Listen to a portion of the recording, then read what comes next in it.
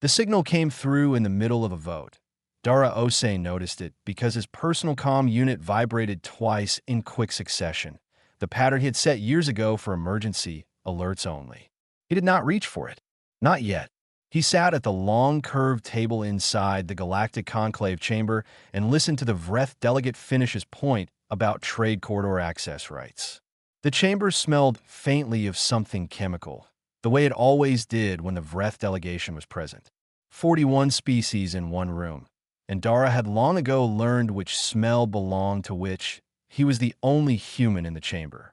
Earth sent one diplomat at a time to the conclave. That was the human way, not because they lacked people, but because they believed one person who truly knew the room was worth more than a crowd who did not. The comm vibrated a third time. Dara reached under the table and checked the screen. He read the message once. Then he read it again, more slowly, the way a person does when they want the words to mean something different the second time. They did not mean something different. His wife Nadia and their daughter Rue had been aboard a transit shuttle bound for the neutral station at Pell's Crossing. The shuttle had sent a single distress signal 40 minutes ago near the edge of Vreth's sovereign space. Then the signal stopped. No wreckage on record. No queliche alert. The shuttle had simply gone quiet, the way things go quiet when someone makes them go quiet on purpose. Across the table, the Vreth delegate, a tall gray creature named OSS, with 4 fingers on each hand and the permanent expression of someone who had just smelled something bad, glanced at Dara with what could only be described as satisfaction. That look told Dara everything he needed to know about who had sent the order. The conclave moderator asked Dara if Earth wished to register a vote on the corridor access motion. Dara closed his portfolio. He placed both hands flat on the table, pushed his chair back, and stood up. The room went quiet. When a delegate stood without being called upon, it usually meant something important was about to happen. "This session is suspended," Dara said. His voice was even, not loud, not shaking. The translator units in the ceiling carried the words into 41 different languages without effort. "Earth will not be voting today." The moderator began to object. Dara was already walking toward the chamber doors. He heard the whispers start behind him. He heard the Vreth delegate say something to his aide in their own clipped language, something that translated roughly as, "Now the human will beg." Dara did not turn around. He walked through the chamber doors, turned left into the private corridor reserved for senior delegates, and kept walking until he found an alcove with a signal scrambler already mounted on the wall. Standard equipment. He had never used one before today. He activated it, sat down on the plain bench inside the alcove, and made a call that IT connected in 4 seconds. The woman on the other end had short silver hair and the permanent slight squint of someone who spent too much time reading tactical data on screens. Her name was Sona Rees, and her rank was Fleet Admiral, but Dara had known her since she was a junior officer running drills off the coast of Norway.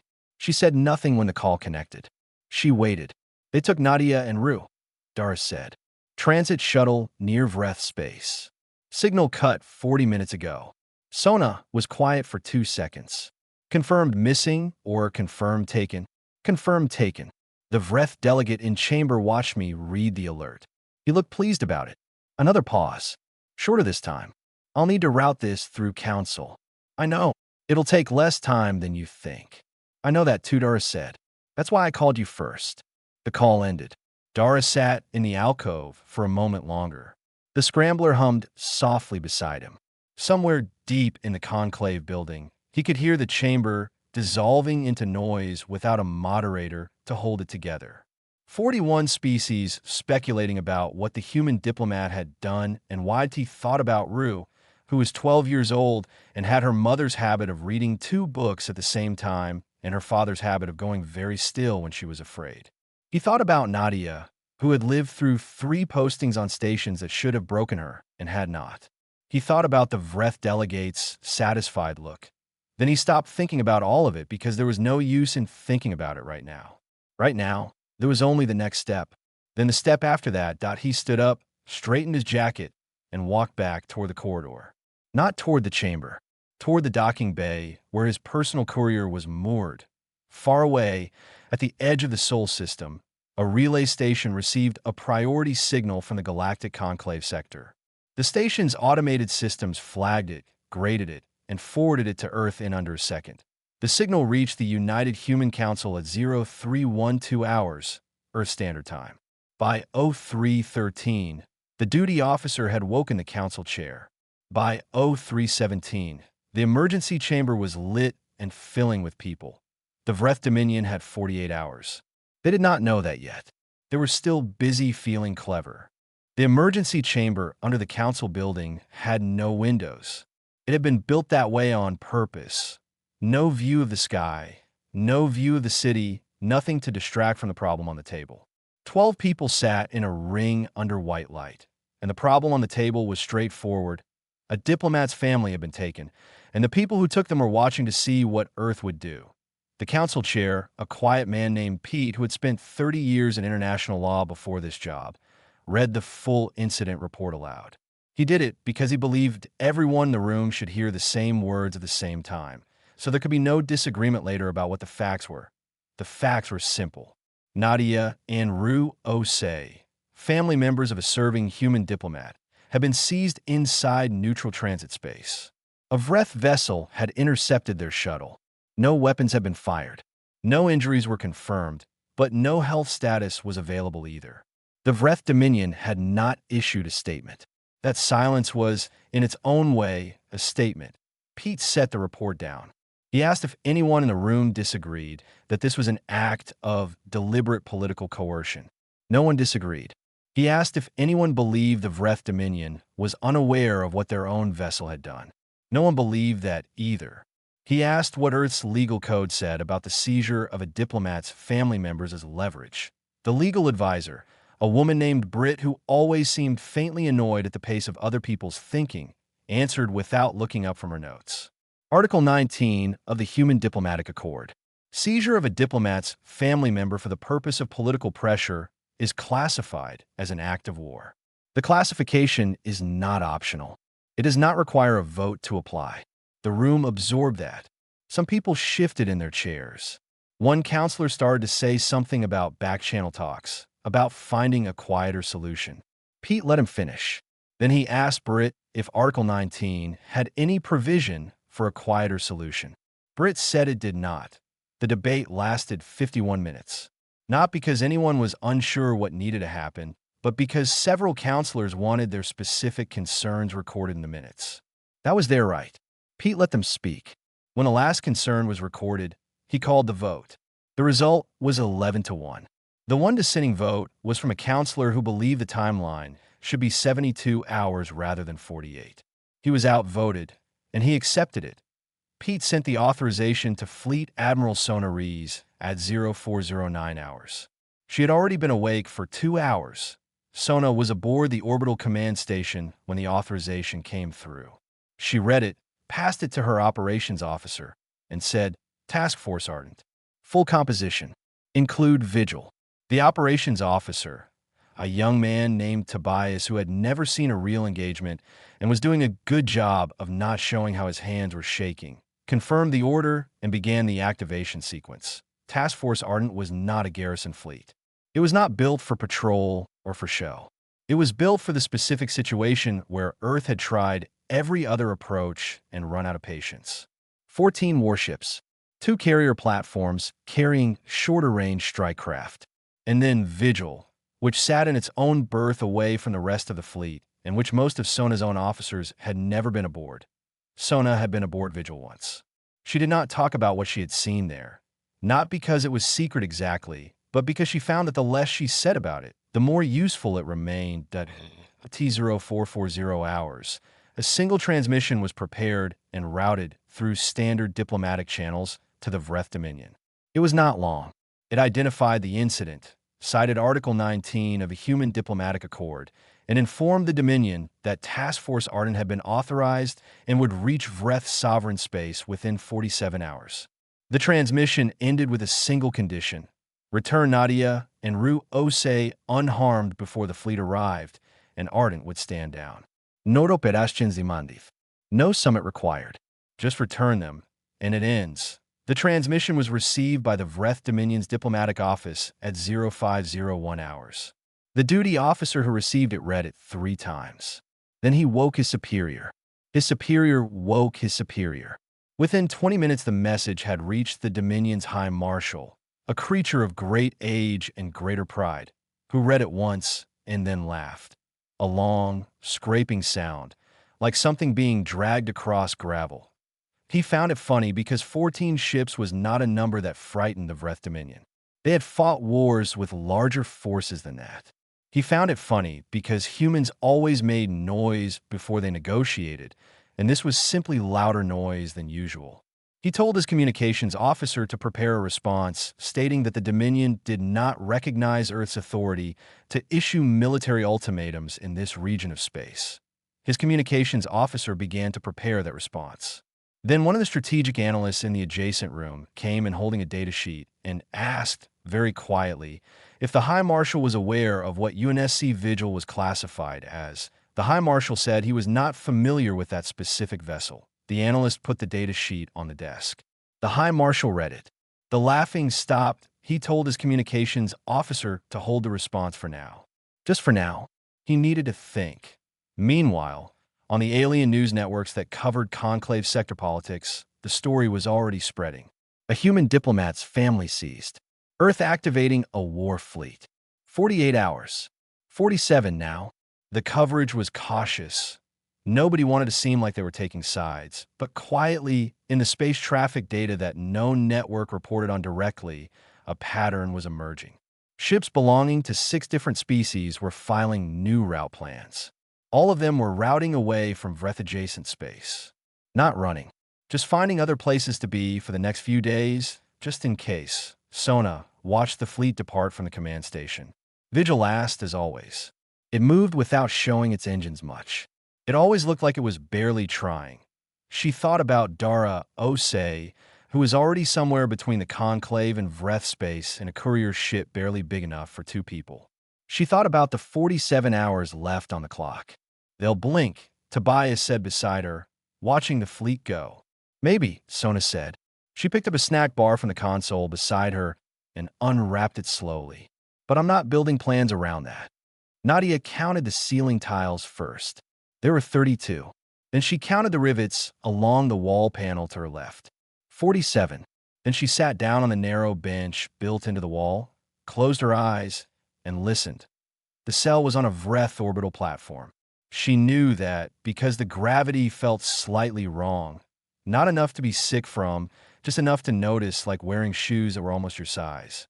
The walls were a dull gray-green, and they hummed faintly, which meant the life support was mechanical and nearby. There was one door with a sliding panel at eye level. The panel had been opened twice in the past 2 hours. Both times, a Vrethguard had looked through without speaking. She filed all of this away. Rue was sitting on the floor with her back against the far wall. She was 12, and she had her father's eyes and her mother's way of going very still when she was working something out. Right now, she was looking at the door with an expression that was not fear exactly, but something harder and quieter than fear. Are you okay? Nadia asked. I'm counting the guard rotations, Rue said. Nadia almost smiled. And every 9 minutes, someone walks past. I can hear the floor. They're heavy. 3 different footstep weights, so at least 3 guards.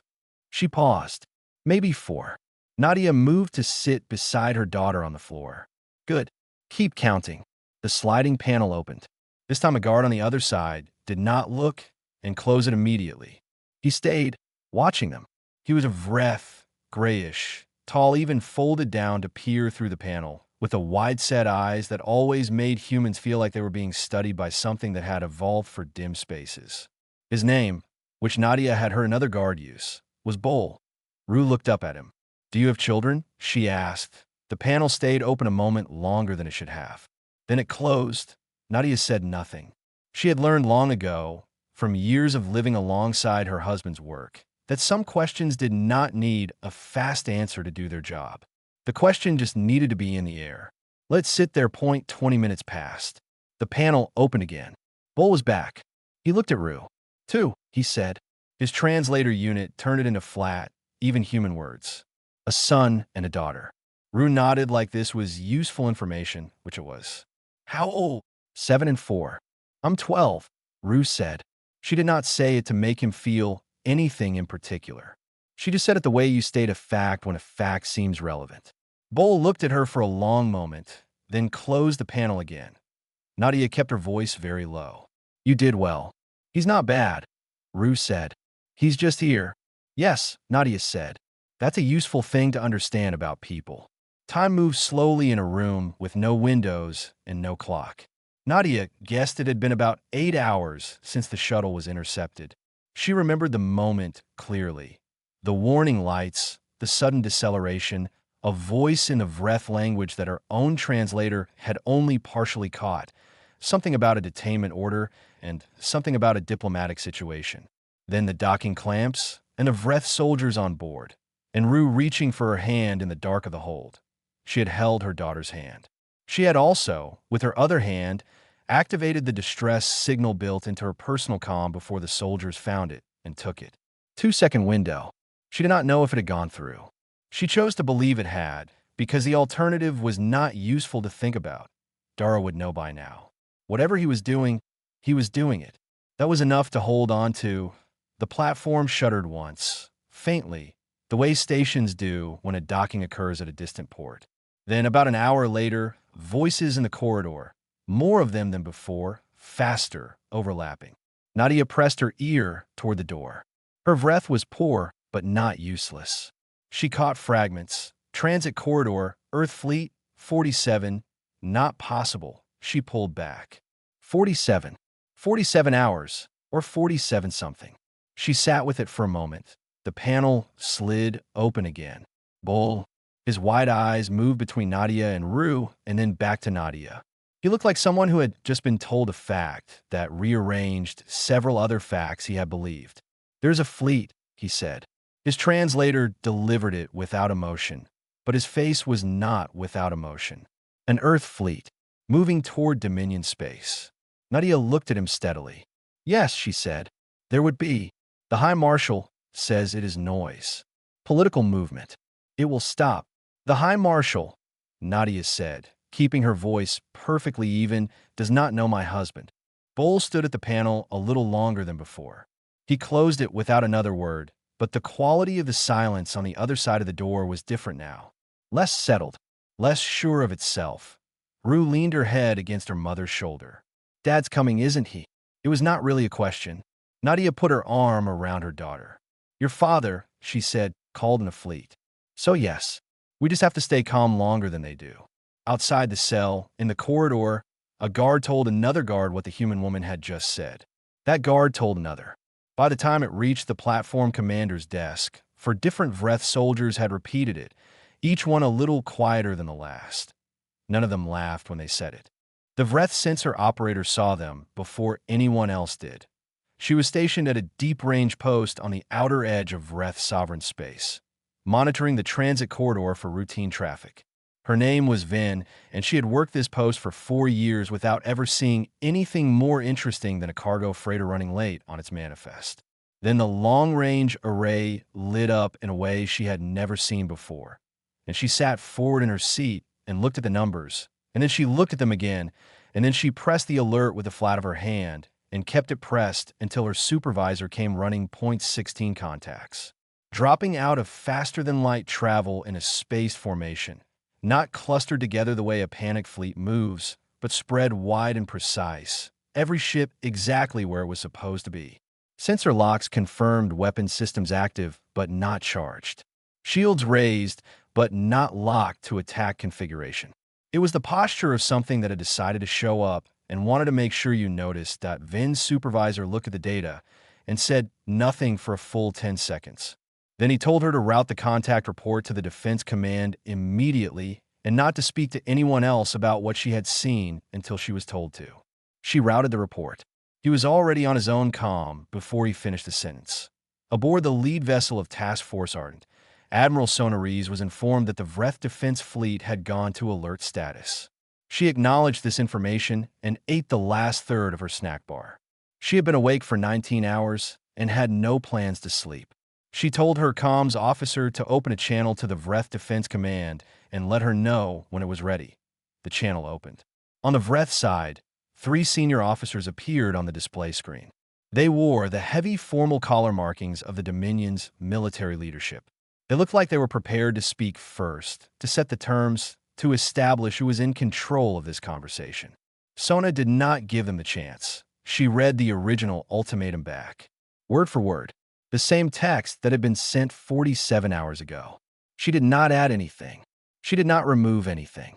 When she finished reading it, she looked at the screen and waited. The lead Vreth officer said that the Dominion did not recognize the authority of this fleet to make demands in sovereign space. He said it firmly, with the careful pacing of someone who had rehearsed the line.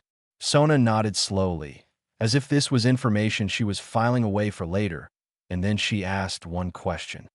Had the hostages been released? The officer said the individuals in question were guests of the Dominion and not hostages. Sona asked him the same question again, using the same words in the same order. The officer said the status of those individuals was a matter of ongoing diplomatic review. Sona thanked him for his time and cut the channel. She told her weapons officer to begin powering Vigil's primary systems that on the Vreth side. The order to bring the defense fleet to full weapons lock was given 3 minutes later. It was not given because the High Marshal believed it would work. It was given because standing down felt worse. And the High Marshal was a creature who found retreat more painful than risk. Over 200 Vreth vessels aligned their forward arrays toward Task Force Ardent. The combined weapons output, on paper, was roughly 4 times what Earth's 16 ships could absorb. Sona's tactical officer, a calm woman named Priya, who had been running fleet engagements in simulation for 12 years, and in reality for 4, looked at the weapons lock data and told Sona the numbers. Sona said she was aware of the numbers. Priya said she simply wanted to confirm. Sona said the numbers were fine. Priya went back to her console. The standoff held for 11 minutes. Neither fleet moved. Neither fleet fired. The Vreth sensor teams reported, with increasing unease, that the human fleet's heart rate data, picked up passively through the biosignature arrays that all warships use to track crew status, was not showing the patterns they expected. Under a weapons-lock standoff situation, biological stress responses were standard red. They were useful for knowing how close the other side was to breaking. The humans were not showing elevated stress markers. One sensor analyst ran the calibration check twice because she thought the equipment was faulty. It was not faulty that a Vreth captain on the far left flank of the defense formation sent a private signal to the High Marshal's command ship. The message said, "They are not afraid. Their heart rates are normal. Please advise." The High Marshal did not reply for 4 minutes. In those 4 minutes, Vigil finished its power sequence. N01 on the Vreth side could explain what they were reading. Vigil was putting out an energy signature that did not match any weapon class in the Dominion's database. It was not a drive signature, not a shield emitter, not a standard beam weapon charge. Their most senior analyst said it reminded her of something she had read in a classified report about an Earth research project from 8 years ago, but she could not recall the details, and the classified report was 6 filing systems away from her current terminal. The High Marshal, watching the incomprehensible readings from the mystery ship, did something he had not done in 30 years of command. He asked his strategic advisor what would happen if he was wrong. The advisor said, "Then we lose the outer grid and the platform, and we negotiate from a worse position than we are in now." The High Marshal sat with that answer. On the main screen in front of him, the clock read, 48 hours elapsed. The deadline had passed while he was thinking. On Task Force Arden's bridge, Sona set her snack bar wrapper down on the console edge. She looked at Priya. Priya looked at her. "All ships," Sona said. Ardent Protocol. Ardent Protocol was not a blunt instrument. Every target in it had been selected before the fleet left Earth. Not cities. Not population centers. Not the kind of targets that win a war by destroying people. The targets were the things that made the Vreth defense fleet dangerous. The outer relay towers that coordinated their long-range weapons, the fuel depots at the edge of their sovereign space, and the 3 command and control satellites that connected the defense fleet to the High Marshal's orders. Without those satellites, 200 Vreth ships became 200 ships waiting to be told what to do, each one hesitating before acting without authorization from above.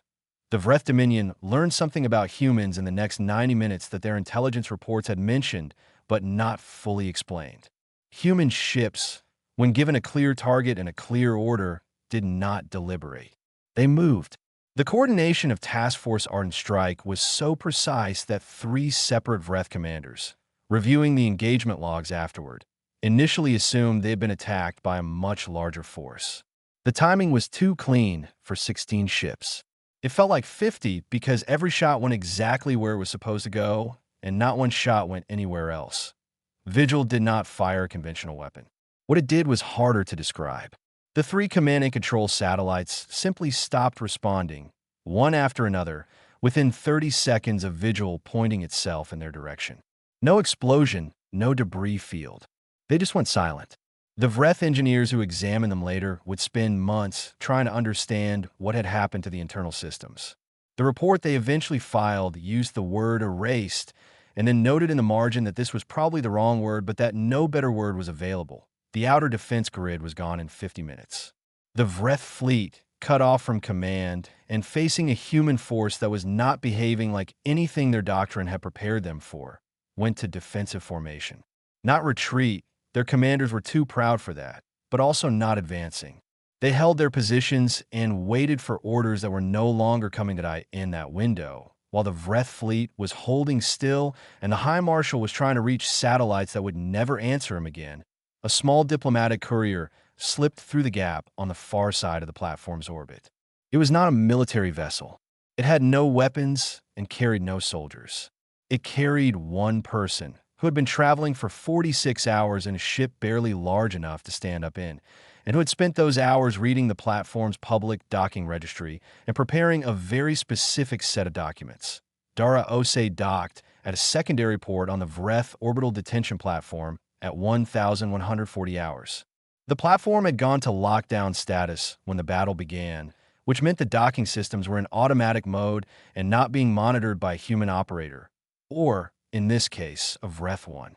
Automatic systems did not ask why a ship was docking. They just checked the registration codes and cleared the airlock. He walked through the airlock in his diplomat's jacket. Not a uniform, not armor, just the same dark jacket he had worn to the conclave chamber 2 days ago, and he followed the corridor markings toward the detention level. He had memorized the platform's general layout from public infrastructure filings. He had a good memory for maps. There was one guard in the detention corridor. It was Bull. He was standing at the cell door with his weapon held loosely at his side, and when he saw Dara walking toward him from the far end of the corridor, he did not raise it. He watched the human come closer, and then he took one step to the side, away from the cell door, and placed his weapon flat on the floor. Dara stopped in front of him. He looked at the weapon on the floor, and then at Bull, and then he reached into his jacket pocket and produced a small card with a series of codes printed on it. "Neutral station at Pell's Crossing," he said. "These are the asylum request codes for the station authority. If you use them in the next 18 hours, they'll process you and your family before anyone thinks to file a counter request." Bull looked at the card for a long moment. He took it. Dara nodded once and opened the cell door. Rue crossed the floor in 3 steps and hit him hard enough that he had to take 1 step back to keep his balance. He held on to her. I did not say anything for a moment because there was nothing that needed saying yet. Over her shoulder, he saw Nadia, who was standing in the middle of the cell with her arms folded, looking at him with the specific expression she used when she was very relieved and very unwilling to show it all at once. "You took your time," she said. 47 hours, he said. "That's inside the window." "Barely. Nadia, I'm Fine.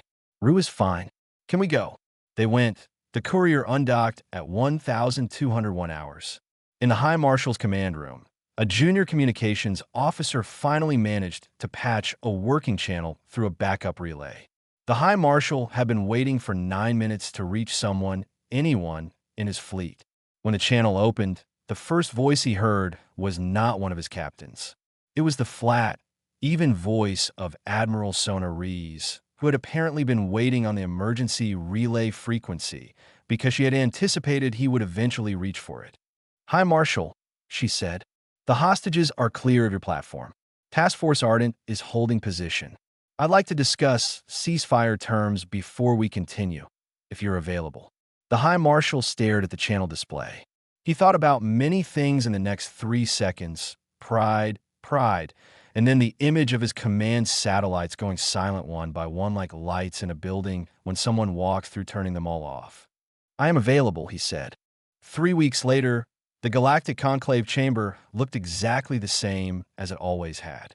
Same curved table, same 41 seats, same chemical smell from the Vreth delegation's side, though the delegation itself was smaller now. 3 members instead of 7, and none of them was OSS, who had been recalled to the Dominion to explain what had happened to a diplomat named Dara Osei and why he had looked pleased about it. Dara sat in his seat and opened his portfolio. The chamber was quiet in a different way than usual. Not the polite quiet of a session getting started, but the careful quiet of people who were paying attention. The ceasefire terms had been settled in 40 hours of direct talks between Sonorees and the High Marshal's representative, a creature named Voss who was methodical, did not use unnecessary words, and seemed relieved that the humans had not asked for territory. The terms were modest.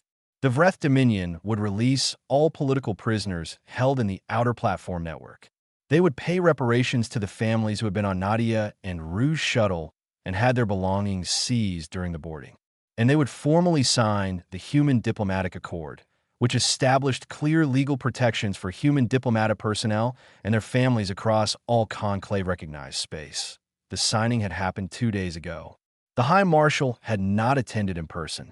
He sent Voss, which was either a statement of disrespect or a statement that he did not trust himself to sit across from humans right now. Voss had signed the document without expression and then asked, before leaving, whether the humans intended to retain Vigil in this region of space. Sona had told him Vigil's assignment schedule was internal information. Voss had nodded and left. The look on his face suggested that this answer was itself a kind of answer in the Conclave chamber. The first item on the day's agenda was the trade corridor access motion that had been abandoned 3 weeks ago when Dara walked out. The moderator brought it back to the floor as if nothing had happened, which was the Conclave's way of maintaining the fiction that diplomatic business existed in a separate space from the military events just outside its walls. Dara did not object to this fiction. He found it useful that he registered Earth's vote on the corridor motion. Then he sat and listened to the next item, which was a proposal from the Settery Assembly about navigation rights near the outer belt. He asked 2 questions. He took notes. He was, to all appearances, simply doing his job, but the room was watching him.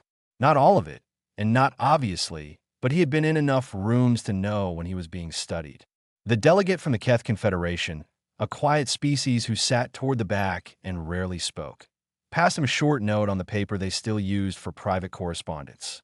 It said, "We have begun reviewing the Human Diplomatic Accord with interest.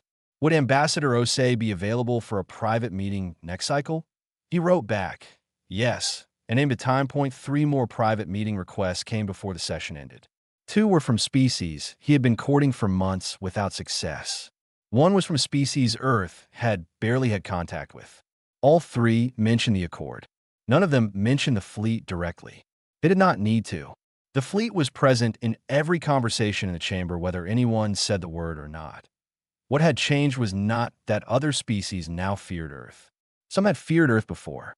What had changed was something more specific. They had watched Earth move, and they had watched what Earth moved for. Not for resources, not for strategic position, not to settle a long-running territorial grievance or to demonstrate military capability for its own sake. Earth had deployed a war fleet because 2 people were in a cell, and those 2 people were a diplomat's family, and the law said they should not be there. Several species in the Conclave had laws like that on paper. They were looking at those laws differently now. Rue, back on Earth, had sent a short message to a neutral station near the outer belt.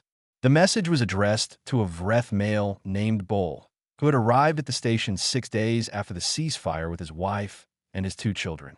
The message said, "I hope the food is better there. My dad says the station has good noodles. Take care of your kids." Ardat Bull read the message twice. He showed it to his wife. She read it and then held it for a while without saying anything. Later, when Bull was interviewed by a Vreth cultural journalist who was writing about the families displaced by the incident, he mentioned the message. He did not explain why it had affected him as much as it had.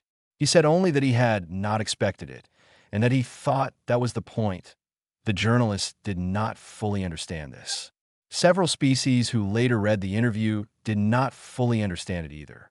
Humans, when they read it, understood it immediately. Sonarise was already 3 sectors away, running a different exercise when the conclave session ended. Vigil was with her. Its assignment schedule remained internal information. Back in the chamber, as delegates filed out and aides gathered documents, 2 members of the Settery assembly walked together toward the exit. One was young, newer to the conclave than most.